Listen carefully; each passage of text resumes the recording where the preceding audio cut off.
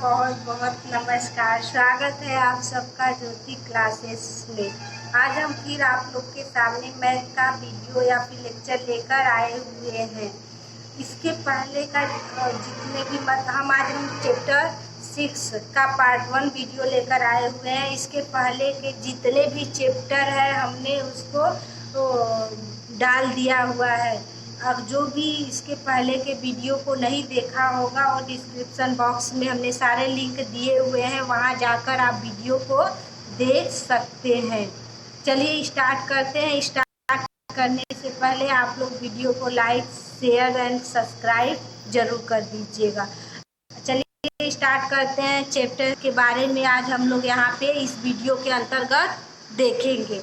इस वीडियो के अंतर्गत समीकरण का क्या अर्थ होता है, किस तरह से हम समीकरण को बनाते हैं, इसको देखेंगे।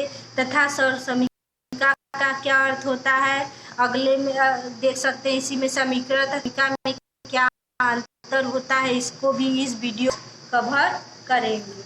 आइए स्टार्ट करते हैं। समीकरण को जानने से पहले हम कुछ जान लेते हैं। आपका पहला पॉइंट इसमें है जैसे चर राशियाँ। चर राशियाँ मतलब वेरिएबल। चर राशियाँ क्या होती है, जिनका मान परिस्थिति के अनुसार बदलता रहता है, वो क्या कहलाती हैं, चर राशियाँ कहलाती हैं। जैसे एक्स वाई हो, जेड हो गया, एन पी टी, कुछ भी मान हो जिसका मान क्या हो, बदलता रहता हो समय के साथ, गई चर राशियाँ। अगला आपका क्या, इसी में अगले पॉइंट को देखते हैं। अचर राशियाँ क्या होती है, कांस्टेंट, जो कभी बदलती नहीं, जिनका मान परिस्थिति के अनुसार नहीं बदलता है, वो क्या कहलाती है, अचर राशि। एग्जाम्पल में जैसे 1, 2, 7, 9, 1000 कह सकते हैं। जितने भी संख्यात्मक मान होते हैं वो सारे आपके क्या कहलाते हैं, या कहलाते हैं, या अचर राशियों के अंतर्गत आते हुए। अब चर और अचर जान गए। अब हमको समीकरण जानना है। समीकरण क्या होता है, एक समीकरण समता सूचक चिन्ह व्यंजक पर एक प्रतिबंध है, जिसमें चर के किसी विशिष्ट मान के लिए व्यंजक के दोनों पक्षों का मान होता है। चर का वह विशिष्ट मान समीकरण कहलाता है। इसके पूरे इसका कहने का मतलब ये है कि हमारा दिया रहता है, अगर जब समीकरण में कोई मतलब कर सकते हैं बहुत सारे, उसमें से किसी का ही मान इस समीकरण को संतुष्ट करता है, तो ऐसे समीकरण जो ऐसा मान दिया रहता है उसको क्या कह सकते हैं कि ये एक्स के ये मान समीकरण को संतुष्ट कर, या फिर समीकरण का यह मूल कहलाता है। ठीक, एग्जाम्पल जैसे +5 = 17 लिया, 70 लिया है, तो यहाँ पे x की वैल्यू 1 रखेंगे तो 5 4 9 हो जाएगा, जो समीकरण को संतुष्ट नहीं करेगा। 2 भी रखेंगे तब भी नहीं करेगा, तो हमने 3 लिया। 3 जब रखते हैं तो ये सब को पूर्ण रूप से क्या कर रहा है, संतुष्ट कर रहा है। तो यही कहने का मतलब कि x के सभी मान इस समीकरण को नहीं कर रहा है, कुछ ही मान इस समीकरण को संतुष्ट कर रहा है, अर्थात x = 3 समीकरण का हल है, या फिर कह सकते हैं कि समीकरण का मूल है। इतना समीकरण किससे कहते हैं। अगला यह है 2x + 3 = 5। इसमें हमने x की वैल्यू 1 रख दिया, का मूल क्या कहलाएगा, आपका 1 हो जाएगा, क्योंकि ये समीकरण को क्या संतुष्ट कर दे रहा है। अगला है आपका सर्व समीकरण, आइडेंटिटी सर्व समीकरण। आइए देखते हैं। ऐसा समीकरण जो चर राशियों के सभी मानों के इष्ट है, उसे सर्व समीकरण कहते हैं। कहने का मतलब है कि ये सर्व समीकरण जो होती है वो चर राशियों के सभी मानों के लिए क्या होती है। उसमें आप देख रहे थे समीकरण में कुछ ही मान समीकरण को संतुष्ट कर रहा। एग्जाम्पल के माध्यम से समझते हैं। x + 1 का whole square = x² + 2x। x = 1 रखने पर हमने देखा 1 प्लस 1 का स्क्वायर, 1 का स्क्वायर प्लस 1 का प्लस 2 इंटू 1 हो जाएगा, 2 का स्क्वायर इक्वल टू 1 प्लस 1 यानी कि 4 इक्वल टू 4 LHS बराबर RHS।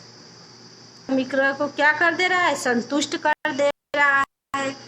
अब अगला भी इसी तरह है, अगर कोई आपको देखना है कि ये समीकरण है कि सर्वसमीका है, हमने मान रखा दिया, अगर दोनों तरफ इक्वल है तो आपका सर्वसमीका हो गया।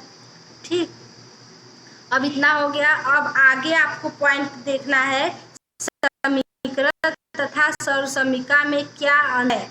हमने अभी बताया है कि जो समीकरण होता है x के कुछ ही मान के लिए संतुष्ट समीकरण को क्या करता है, लेकिन सर्वसमीका में x के कोई भी मान समीकरण को क्या कर देगा, संतुष्ट कर देगा।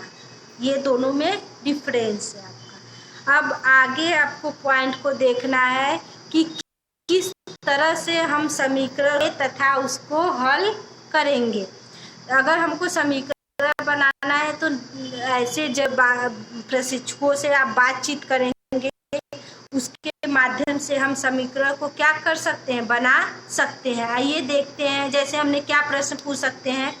हम पूछेंगे, यदि आपने अपने भाई को कुछ रुपए दिए, आपकी माँ ने आपके भाई को 50 रुपया दे दिया। जैसे अपने कोई भाई है, उसको कुछ रुपए दे दिया, आपकी माँ ने भी उसको कुछ रुपए दे दिया, दोनों रुपए को मिलाकर उसके पास कुल 200 रुपए हो गए। तो आपने अपने भाई को कितने रुपए दिए, यही हम, जैसे इसको हमको समीकरण बनाना है। आइए देखते हैं किस तरह से बनाते हैं समीकरण। हम आपको लोगों के सामने, हमने पहले मान लेते हैं कि आपने अपने भाई को x रुपए दिए हैं, तो हम क्या कर लेते हैं, मान लेते हैं कि आपने अपने भाई को x रुपए दिया।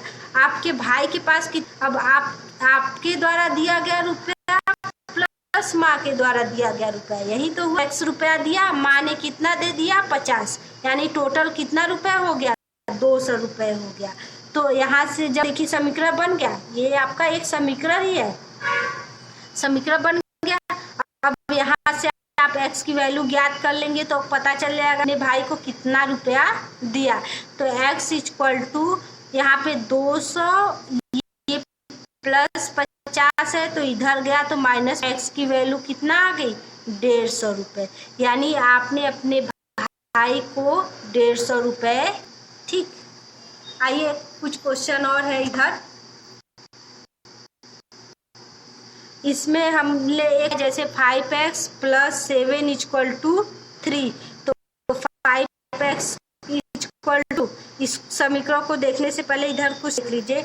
जब प्लस है इधर जाएगा दाहिने साइड तो माइनस हो जाएगा, माइनस है प्लस हो जाएगा, गुणा है तो दाहिने साइड भाग हो जाएगा, भाग है तो दाहिने साइड मल्टीप्लाई हो जाएगा। अब इसी तरह करिए। अब जैसे 5x है, प्लस है तो माइनस हो गया, 5x equal to -4, x equal to -4।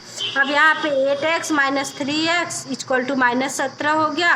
अब इसी तरह 5x इक्वल टू -17, x भाग में आ गया, -17/5।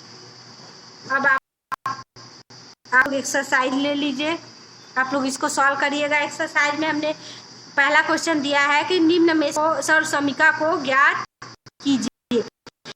ज्ञात करने का मतलब कि 4 ऑप्शन दिया, छांट कर बताना है कि कौन सा समीकरण है, कौन सा सर्वसमीका है। अगला क्वेश्चन है आपका, समीकरण x प्लस 7 इक्वल टू 9 में x की वैल्यू ज्ञात, ये आपका मान दिया गया है, आपको बताना है इसमें से कौन सा मान को संतुष्ट करेगा। अगला है निम्न में समीकरण ज्ञात करना है, इसमें 4 ऑप्शन दिए गए हैं, इसमें बताना है समीकरण है। अगले क्वेश्चन में आपको समीकरण तथा सर्वसमीका को अलग अलग छांटना है। इसमें 4-5 क्वेश्चन दिया गया, आप लोग अलग लगेगा। अभी इसके पहले जो क्वेश्चन बताए थे उसी पर आधारित है, इसमें आप लोगों को x की वैल्यू ज्ञात करनी है। आज आप बस आज के लिए बस इतना ही। अब जब भी मिलेंगे आप लोगों के साथ मिलेंगे। आप लोग जाने से पहले आप लोग वीडियो को लाइक सब्सक्राइब दीजिएगा, शेयर भी कर दीजिएगा। तब तक के लिए थैंक यू फॉर वॉचिंग।